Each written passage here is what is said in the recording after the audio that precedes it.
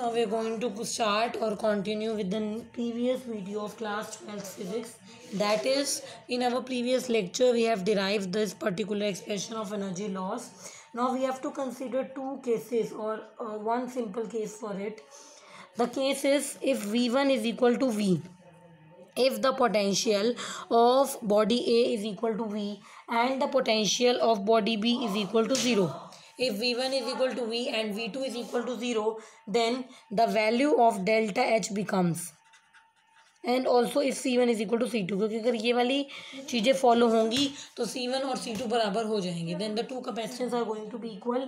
Suppose C1 is equal to C2 is equal to C. So we have the three conditions: V1 is equal to V, V2 is equal to 0, and C1 is equal to C2 is equal to Z. Using these three conditions, what is the value of energy loss or delta H?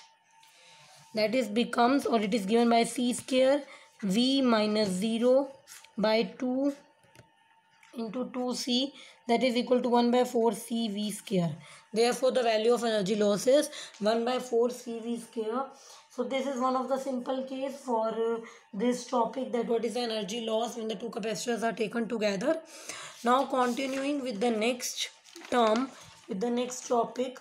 The next topic is how the dielectric medium behaves in the non-uniform, or the behavior of dielectric in the uniform electric field. कि जब हम एक dielectric को electric field में रखते हैं तो किस तरीके का बिहेवियर, और how the dielectric behaves when it is placed in the uniform electric field. जब एक डाइलेक्ट्रिक को यूनिफॉर्म इलेक्ट्रिक फील्ड में रखा जाता है तो वो किस तरीके से बिहेव करता है. We have to consider that particular term. How we can consider it? Let's look hair.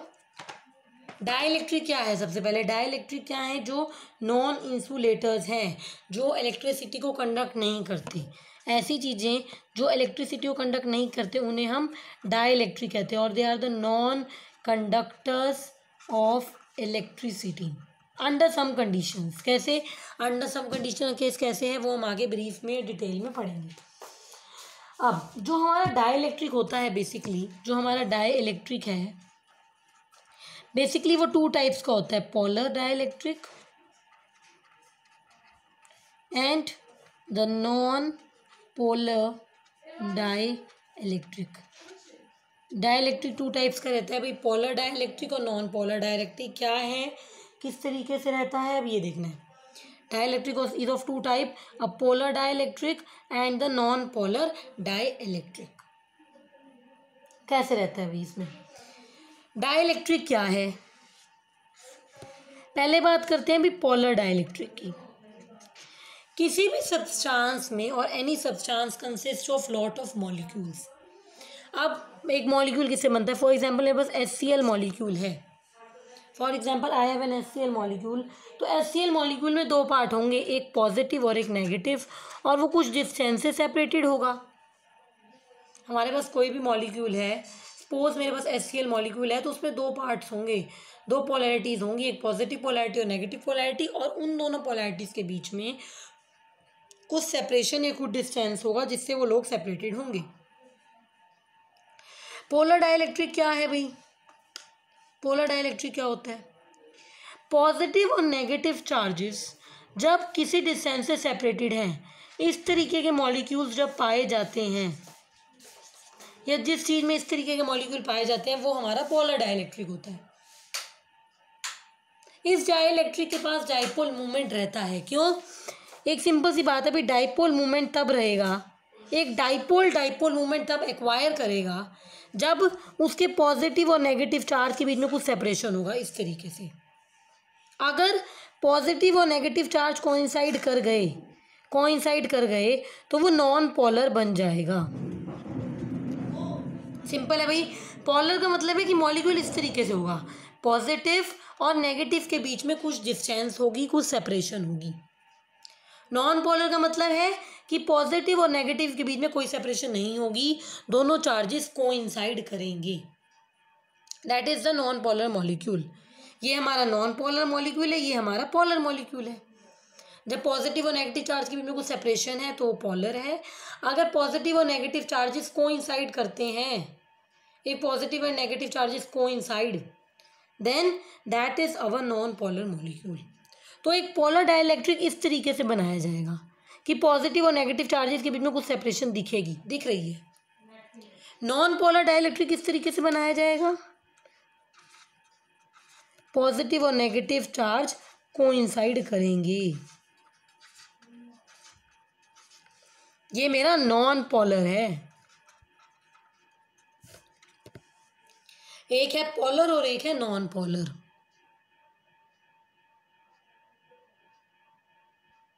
सही है।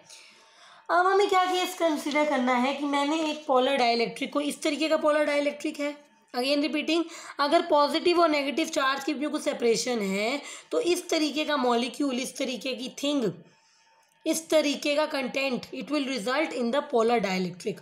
But if the positive and negative charges coincide then it would result in the non polar dielectric. इस तरीके का होगा तो polar देगा, उस तरीके का होगा तो नॉन पोलर डाइलेक्ट्रिक को रिजल्ट करेगा, और it is going to produce the non polar dielectric in that case. अब होगा क्या, जब हम अपने पोलर डाइलेक्ट्रिक को इलेक्ट्रिक फील्ड में रखेंगे, what will happen when we place our polar dielectric in the electric field। polar dielectric यानी कि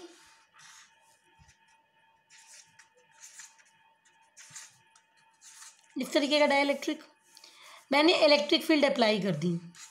इलेक्ट्रिक फील्ड अप्लाई करने का मतलब है मेरे पास दो प्लेट्स हैं, एक प्लेट मेरी पॉजिटिवली चार्ज है,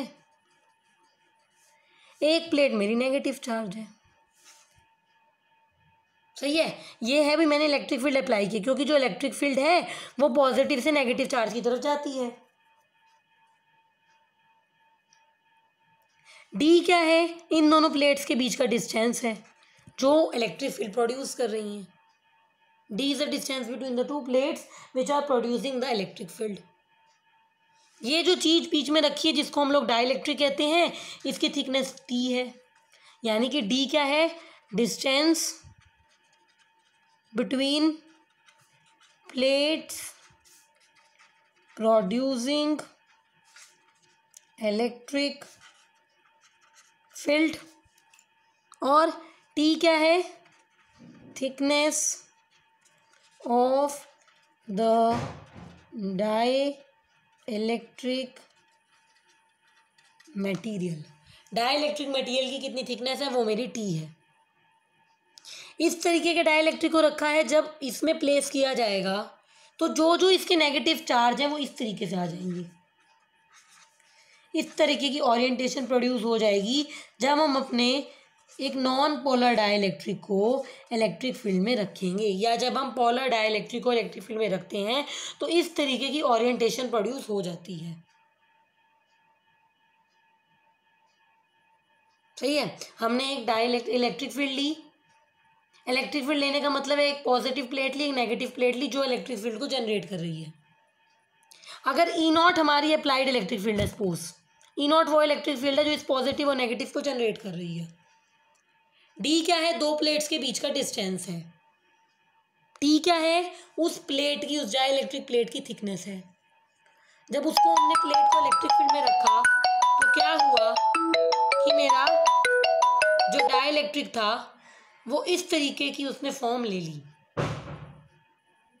मेरे डाइलेक्ट्रिक ने इस तरीके की फॉर्म को एक्वायर कर लिया, ये हुआ, ये सब हम लोग जानते हैं। अब जब मेरे डाइलेक्ट्रिक ने इस तरीके की फॉर्म को एक्वायर कर लिया तो पॉजिटिव चार्जेस जो हैं वो इधर आ गए क्योंकि इधर नेगेटिव है, जो नेगेटिव चार्जेस है वो इस साइड हो गए क्योंकि इस साइड पॉजिटिव है, क्योंकि पॉजिटिव और नेगेटिव चार्जेस एक दूसरे को अट्रैक्ट करते हैं। यानी कि ई नॉट अगर अप्लाइड फील्ड थी, ईपी अगर फील्ड थी जो इन चार्जेस ने जनरेट की या जनरेटेड फील्ड थी ईपी, तो रिजल्टेंट फील्ड क्या होगी, E naught minus EP. E क्या है मेरी, resultant field, E is my resultant field. E मेरी रिजल्टेंट फील्ड है यहाँ पर, सही है। ई रिजल्टेंट फील्ड है, ई नॉट अप्लाइड फील्ड है, और ई पी वो फील्ड है जो जनरेट हुई प्लेस करने की वजह से। इस जनरेटेड फील्ड, इस रिजल्टेंट फील्ड को residual field inside the dielectric भी कहा जाता है। जो फील्ड ई, जो कि E naught minus E P आई है, उसको इस तरीके से नाम भी दिया जाता है।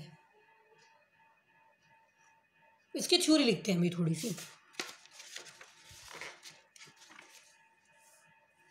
किस तरीके से आप इसकी थ्योरी लिख सकते हो।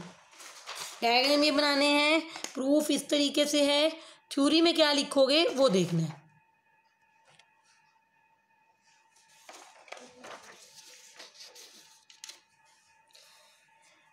Let us consider an electric field E naught is applied. Due to that field, another field, due to the rearrangement of the charges is produced. That field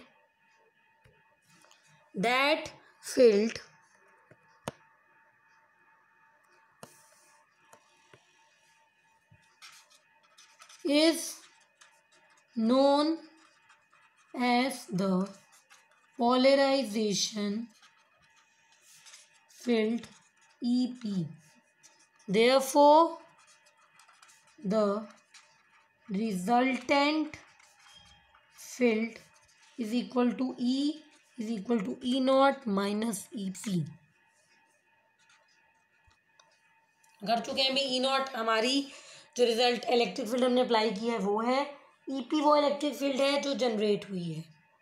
दो तरीके की इलेक्ट्रिक फील्ड आ गई, ई नॉट, और एक electric field हमारी बन गई EP. और रिजल्टेंट फील्ड हमारी जो बनी वो हमारी क्या है, ई नॉट माइनस ईपी है। इस तरीके से हमने आज में क्या कंसीडर किया, अभी दो तरीके के डाइलेक्ट्रिक होते हैं, एक होता है पोलर डाइलेक्ट्रिक और एक होता है हमारा non polar dielectric.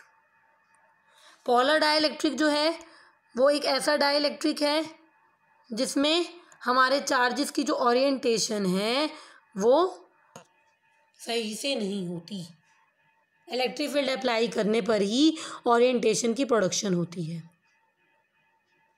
With this we are done with this lecture and we are going to continue from this in our next video. One thing which I want to say, don't waste your time, be regular with the lectures. Time waste करने से कुछ नहीं होने वाला, hard study करो, time मत waste करो, focus करो। एक मैं बता देती हूँ फिर से क्या लिखा है। Let us consider electric field E naught is applied, हमने E naught electric field apply की। Due to this field another field is generated. This field is known as polarization field EP. इसलिए रिजल्टेंट फील्ड क्या बन गई, E naught minus EP.